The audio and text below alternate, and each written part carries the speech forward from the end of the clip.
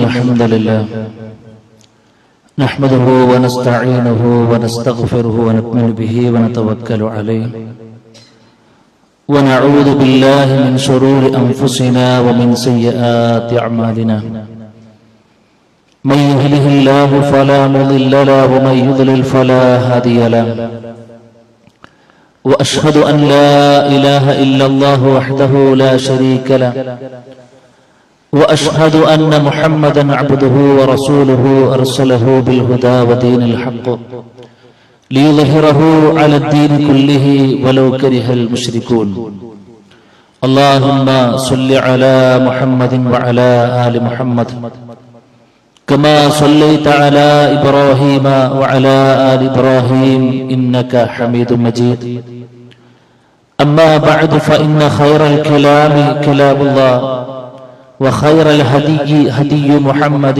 صلى الله عليه وسلم وشر الأمور محدثاتها وكل محدثة بدعة وكل بدعة ضلالة وكل ضلالة في النار أعوذ بالله من الشيطان الرجيم بسم الله الرحمن الرحيم يا أيها الذين آمنوا اتقوا الله حق تقاته ولا تموتن إلا وأنتم مسلمون يا أيها الذين آمنوا اتقوا الله وقولوا قولا سديدا يصلح لكم أعمالكم ويغفر لكم ذنوبكم ومن يطع الله ورسوله فقد فاز فوزا عظيما يا أيها الناس اتقوا ربكم الذي خلقكم من نفس واحدة وخلق منها زوجها وبث منهما رجالا كثيرا ونساء واتقوا الله الذي تساءلون به والأرحام إن الله كان عليكم رقيبا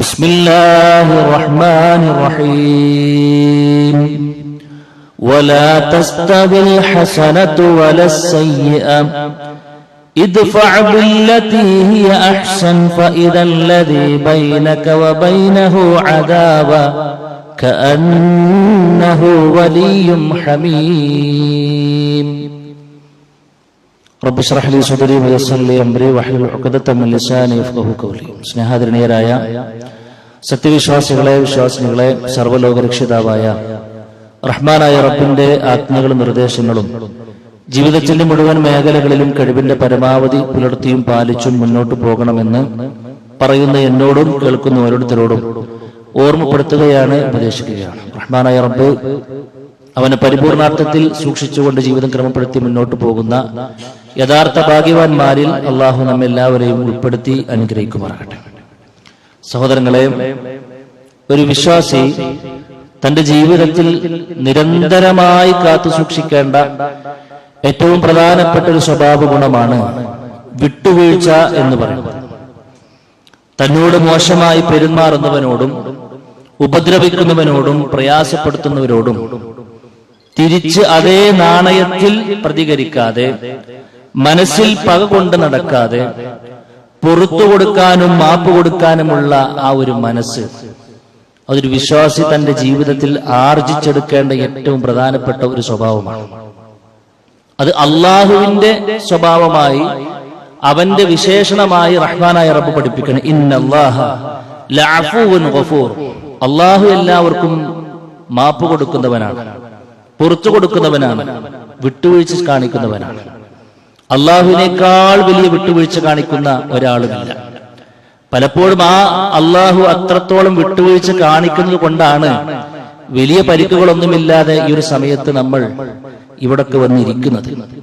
അള്ളാഹു തന്റെ ആ ഒരു വിശേഷണം, അതിന്റെ ഒരു അംശം തന്റെ അടിമകളായ വിശ്വാസികളിൽ നിന്നും ഉണ്ടാകണമെന്നാണ് ആഗ്രഹിക്കുന്നതും അവിടുന്ന് അള്ളാഹു നമ്മളോട് കൽപ്പിക്കുന്നതും.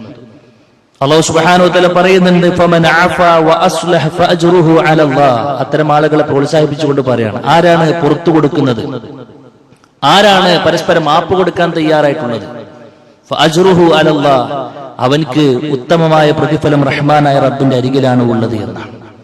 നമ്മുടെ ജീവിതം ഇങ്ങനെ മുന്നോട്ട് പോകുമ്പോൾ നമ്മൾ സ്വീകരിക്കേണ്ട ഒരു രീതിശാസ്ത്രം അല്ലാഹു സുബ്ഹാനഹു വ തആല പഠിപ്പിക്കുന്നുണ്ട്. ഞാൻ ആമുഖമായി കൊണ്ട് ഓതി വെച്ച സൂറത്ത് ഫുസ്സിലത്തിലെ 34-ാമത്തെ വചനത്തിൽ എന്താ റബ്ബ് പറയണമെന്ന് അറിയോ?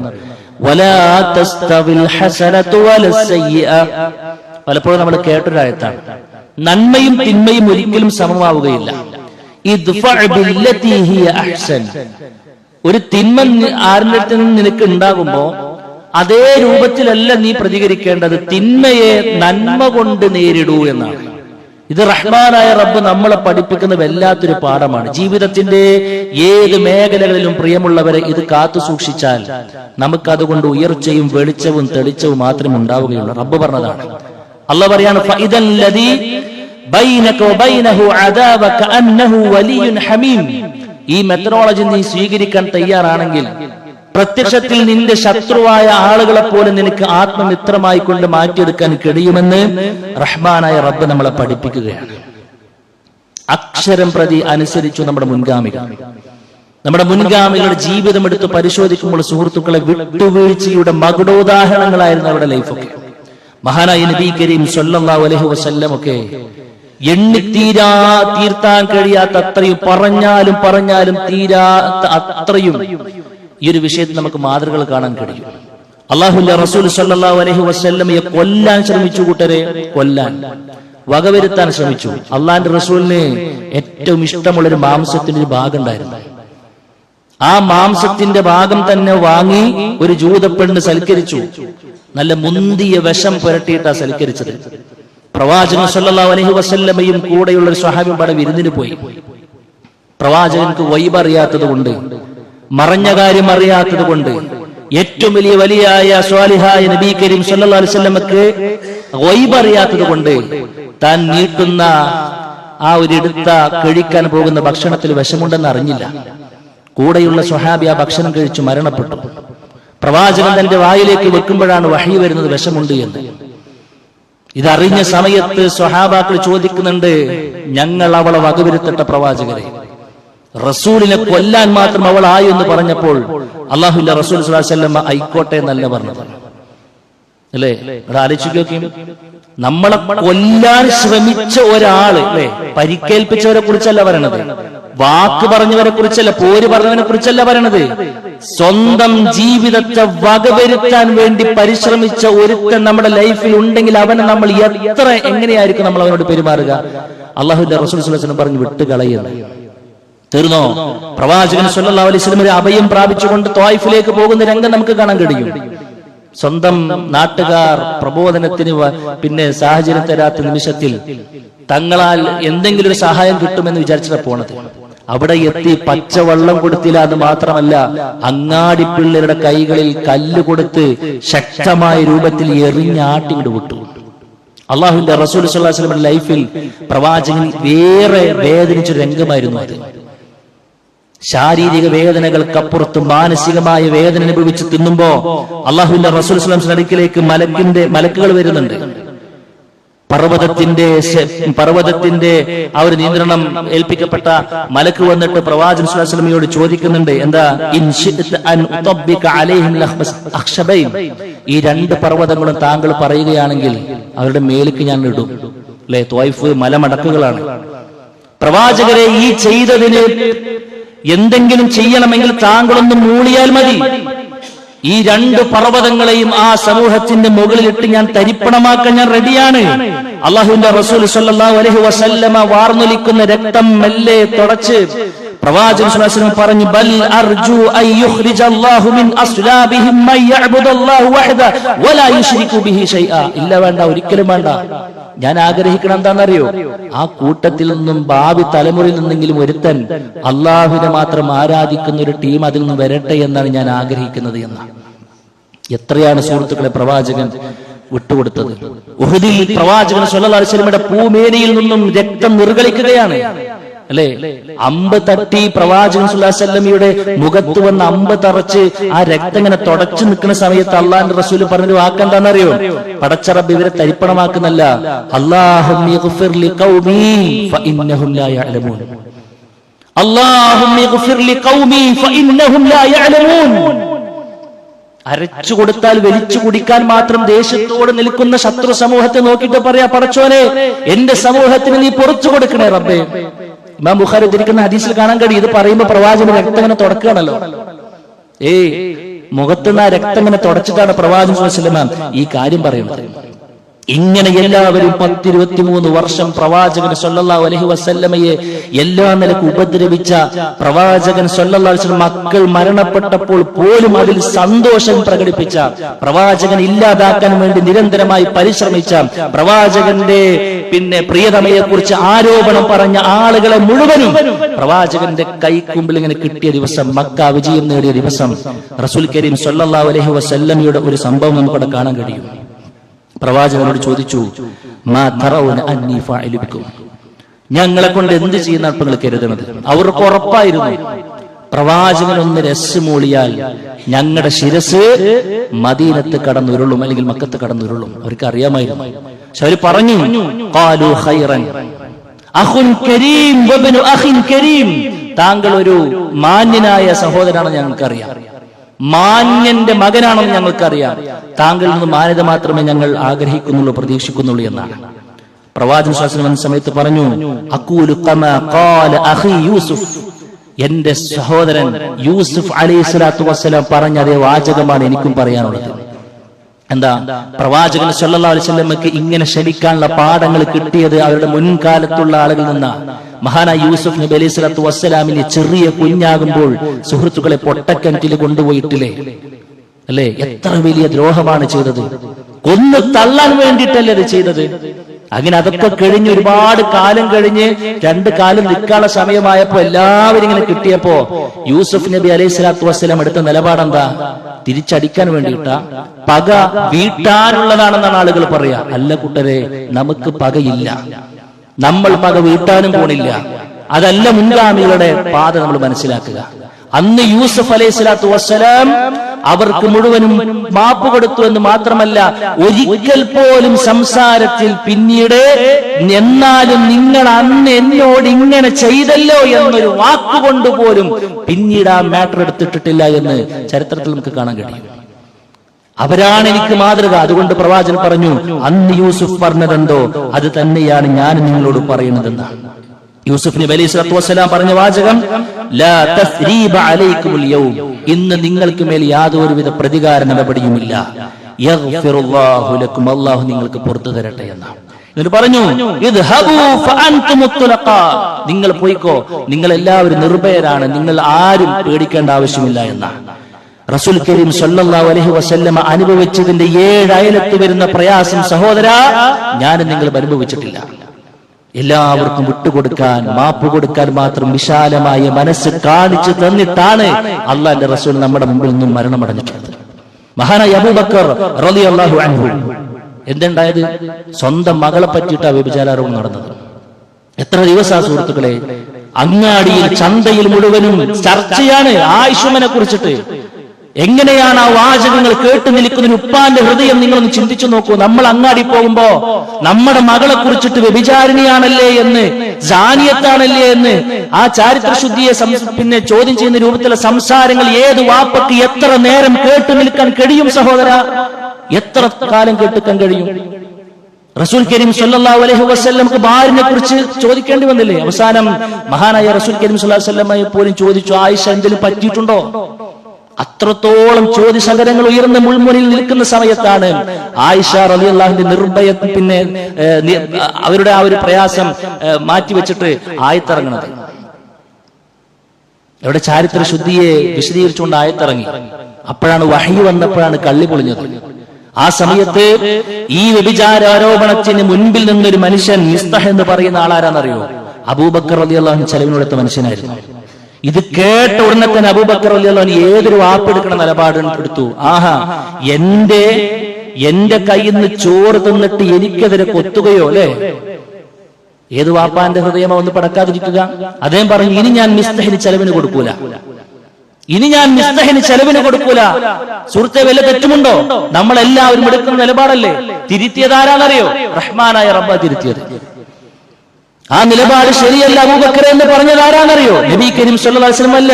ആകാശ ലോകത്ത് റഹ്മാനായ റബ്ബ് വഹയിറക്കി, വലാ യഅ്തലിൽ ഉലുൽ ഫദ്ലി മിൻകും വസ്അഅതി അൻ യുഅ്തു ഉലിൽ ഖുർബ വൽ മസാകിൻ വൽ മുഹാജിരിൻ ഫീ സബീലില്ലാഹ്. അല്ലാഹുവിന്റെ മാർഗ്ഗത്തിൽ പിന്നെ മുഹാജിറുകളായി കടന്നു വന്ന ആളുകൾക്ക് അള്ളാഹു ധനം കൊടുത്തിട്ട് ആളുകൾ ചെലവിന് കൊടുക്കുകയില്ല എന്ന് നിങ്ങൾ ആരും പറഞ്ഞു പോകരുത്. എന്നിട്ടോ അവർ മാപ്പ് കൊടുക്കട്ടെ, അവർ വിട്ടുവീഴ്ച കാണിക്കട്ടെ. എന്നിട്ട് അള്ളാഹുവിന്റെ ഒരു ആഡിങ്ങും കൂടി, എന്നിട്ട് അള്ളാഹുവിന്റെ ഒരു വാചകം കൂടി എന്താ പറഞ്ഞറിയോ? അലാ തുഹിബ്ബൂന അയ്യഗ്ഫിറല്ലാഹു ലക്കും, അലാ തുഹിബ്ബൂന അയ്യഗ്ഫിറല്ലാഹു ലക്കും. കൂട്ടരെ, നിങ്ങളുടെ അടുത്ത് നിന്ന് എന്തെങ്കിലും പ്രശ്നങ്ങൾ വരുമ്പോഴേ അള്ളാഹ് നിങ്ങൾക്ക് വിട്ടുവീഴ്ച ചെയ്യണം നിങ്ങൾ ആഗ്രഹിക്കണില്ലേ എന്ന്. നമ്മളടുത്തൊരു മിസ്റ്റേക്ക് പറ്റി നമ്മൾ എന്താ ആഗ്രഹിക്കുക? എനിക്കത് പുറത്തരണന്നല്ലേ, ആളുകൾ എനിക്കത് മാപ്പ് തരണമല്ലേ? അങ്ങനെ ആഗ്രഹിക്കുന്ന നീ അവരെനിക്ക് വിട്ടുകൊടുക്കാതിരിക്കുക, വിട്ടുവീഴ്ച കാണിച്ചു കൊടുക്കാതിരിക്കുക എന്ന് പറഞ്ഞാൽ എത്രമേൽ പ്രശ്നമാണ്. റഹ്മാനായ റബ്ബ് പറഞ്ഞപ്പോ ആ ഒരൊറ്റ ആയത്തിൽ ഇറങ്ങിയപ്പോഴേക്കും ഈ നിലപാട് അബൂബക്കർ എന്ന് മാറ്റി.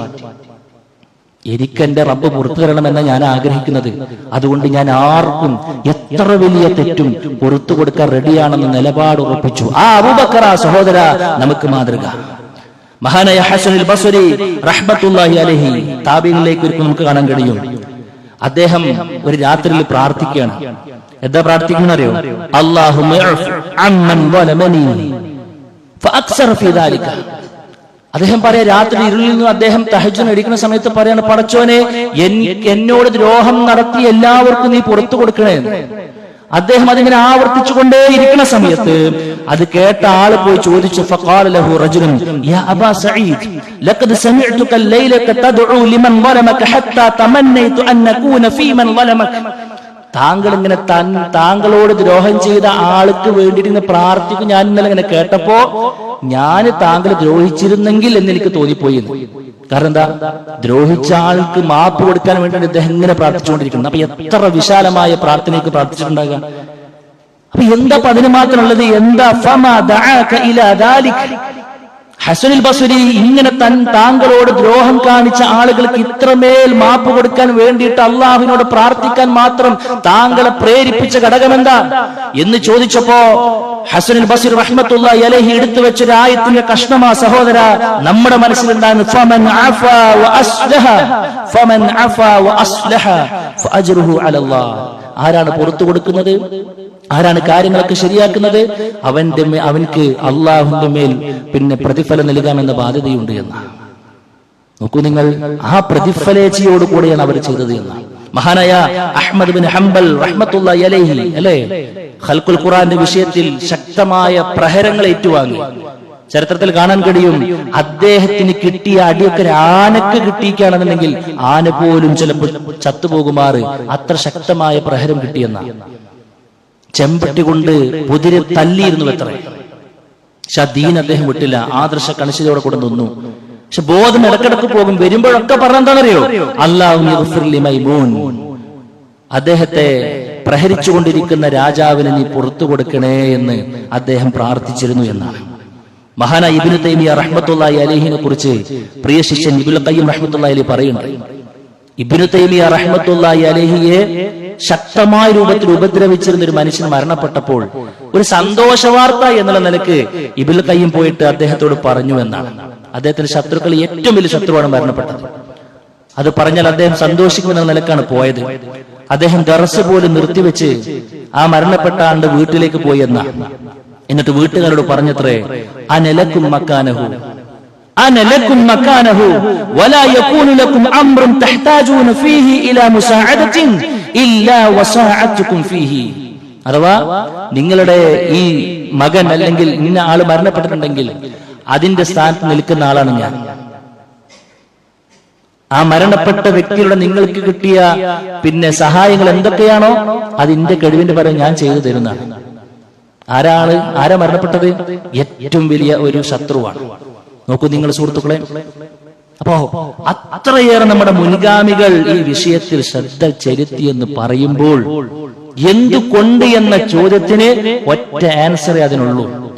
അവര് പരലോകത്ത് രക്ഷപ്പെടണമെന്ന് ആഗ്രഹിച്ചത് ആത്മാർത്ഥമായിരുന്നു. അവർക്കൊരു വാശില്ല, ഒരു വേറില്ല, ഒന്നുമില്ല. എത്ര വലിയ തെറ്റും പുറത്തു കൊടുക്കാൻ അവർ റെഡിയായിരുന്നു. കാരണം അതിലൂടെ കിട്ടുന്ന പരലോകത്തെ നേട്ടം മാത്രമാണ് സഹോദര അവരൊക്കെ ആഗ്രഹിച്ചത്. നമ്മുടെ ലൈഫിലേക്ക് വരുമ്പോൾ നമ്മുടെ അവസ്ഥ എന്താണ് നല്ലോണം ആലോചിക്കണം. നിസാരമായ കാര്യത്തിന്റെ പേരിൽ കാരണങ്ങളുടെ പേരിൽ വർഷങ്ങളോളം വിട്ടു നിൽക്കുന്നവർ, പിണങ്ങി നിൽക്കുന്നവർ, പക വീട്ടാനുള്ളതാണെന്ന് വലിയ ആപ്തവാക്യം എല്ലായിടത്തും പിന്നെ മെസ്സേജിലൂടെയും മറ്റുമൊക്കെ പറഞ്ഞുകൊണ്ടിരിക്കുന്ന ആളുകൾ അല്ലേ, അത്തരം നിലപാടുകൾ സ്വീകരിക്കുന്ന ആളുകൾ.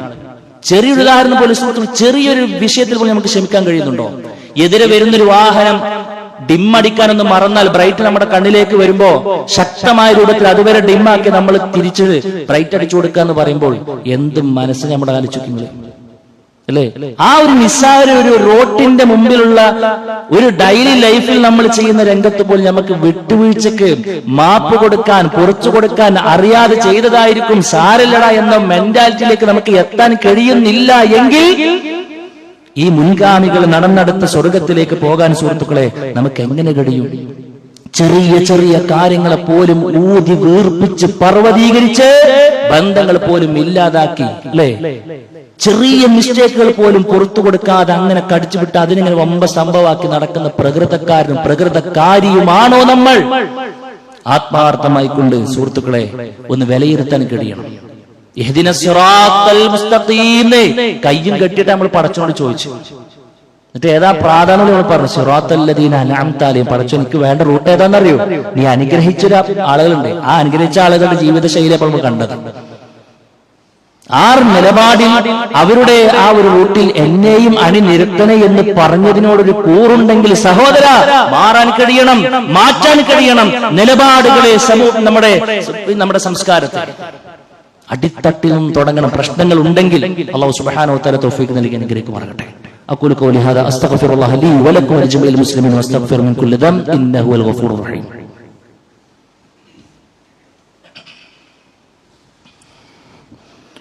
അൽഹംദുലില്ലാഹി വഹ്ദഹ വസ്സലാത്തു വസ്സലാമു അലാ റസൂലില്ലാഹി വഅലാ ആലിഹി വസഹ്ബിഹി അജ്മഈൻ. അമ്മാ ബഅദ്.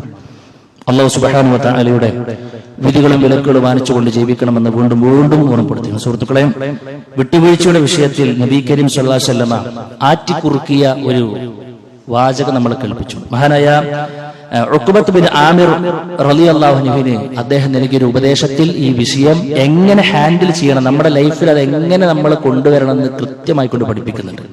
യാ ഉഖ്ബത്ത് ബിൻ ആമിർ അല്ലയ ഉഖ്ബ സുൽമൻ ഖതഅക, നിന്നോട് ബന്ധം വിച്ഛേദിച്ചവരോട് നീ ബന്ധം പുതുക്കണം എന്നാണ്. കഴിയുണ്ടോ നമ്മൾ നല്ലോണം ആലോചിക്കണം അല്ലേ? അവന്റെ മകളുടെ കല്യാണത്തിൽ എന്നെ വിളിച്ചില്ല, അവിടെ എന്റെ കുട്ടിന്റെ കല്യാണത്തിൽ ഞാൻ അവരും വിളിക്കൂല. ഞാൻ രോഗിയായപ്പോൾ അവരെന്നെ സന്ദർശിച്ചില്ല, അത് അവരും എന്ത് മരിച്ചാലും വേണ്ടി ഞാൻ തിരിഞ്ഞു നോക്കൂല. അങ്ങനെയൊക്കെ നിലപാടെടുത്ത് പോകുന്ന മനുഷ്യന്മാരുണ്ട്. ഇങ്ങോട്ടുണ്ടെങ്കിൽ മാത്രം അങ്ങോട്ട് എന്ത് ത്യാഗമുള്ളതല്ലേ? എന്നോട് ഇങ്ങോട്ട് നല്ലതാണെങ്കിൽ മാത്രം ഞാൻ അങ്ങോട്ട് ഓക്കെയാണെന്ന് എന്ത് മാന്യതയാണത്? എന്ത് ത്യാഗമാ നമ്മളൊക്കെ സ്വർഗത്തിന് വേണ്ടി സുഹൃത്തുക്കളെ സഹിച്ചു എന്ന് പറയാൻ നമുക്ക് കഴിയുക. കൊല്ലാൻ വേണ്ടി പരിശ്രമിച്ചവരോട് പോലും, ശക്തമായ പ്രഹരങ്ങൾ വരുത്തിയവരോട് പോലും എങ്ങനെയാണ് നമ്മുടെ മുൻഗാമികൾ എടുത്ത നിലപാട് നമ്മൾ കണ്ടു. അതുകൊണ്ട് ഇങ്ങോട്ട് വന്നില്ല എന്നൊന്നും നമ്മൾ നോക്കണ്ട, നമ്മൾ അങ്ങോട്ട് ചെയ്തുകൊണ്ടേയിരിക്കുക. പിന്നെ പറഞ്ഞു പ്രവാചകൻ സ്വല്ലല്ലാഹു അലൈഹി വസല്ലം, നിനക്ക് നൽകാതെ പിടിച്ചു വെക്കുന്ന ആളുണ്ടാവും, ഈ അങ്ങോട്ട് കൊടുക്കാനുള്ള കൊടുത്തോന്നാണ്. നിനക്ക് കിട്ടിയോ ഇല്ലോ എന്ന് നോക്കണ്ട. നീ ഒരു പ്രയാസത്തിൽ കടന്ന സമയത്ത് അവന്റെ അടുത്ത് ക്യാഷ് ഉണ്ടായിട്ടും സമ്പത്ത് ഉണ്ടായിട്ടും തിരിഞ്ഞു നോക്കിയില്ല. 10 പൈസ അവൻ തന്നില്ല. എന്റെ കുട്ടിനെ കെട്ടിക്കാൻ 10 രൂപ അവൻ തന്നിട്ടില്ല. നമുക്കറിയാം അവനക്ക് ഇല്ലാഞ്ഞിട്ടല്ല, ഉണ്ട് പക്ഷെ തന്നിട്ടില്ല. എന്താ ചെയ്യാ? അവനക്കൊരു പ്രയാസം തോന്നുകയാണോ? നമ്മളെടുത്തുണ്ടോ? ഉണ്ടെങ്കിൽ കൊടുക്കുക. നമുക്ക് നൽകാതിരിക്കാൻ എനിക്ക് നേരത്തെ തന്നില്ല എന്നതൊരു കാരണമാകരുത്. നമ്മുടെ ഇല്ലെങ്കിൽ പ്രശ്നമില്ല. നമ്മുടെ നിലപാടുകളാ സുഹൃത്തുക്കളെ. ഇത് പ്രവർത്തന തലത്തിൽ കൊണ്ടുവരണമെന്നാണ് അല്ലാഹു റസൂൽ പറഞ്ഞത്. വഅഫു അമ്മൻ വലമക, നിന്നെ ഉപദ്രവിച്ചവരോട് മാപ്പ് കൊടുത്ത് ശീലിക്കുക.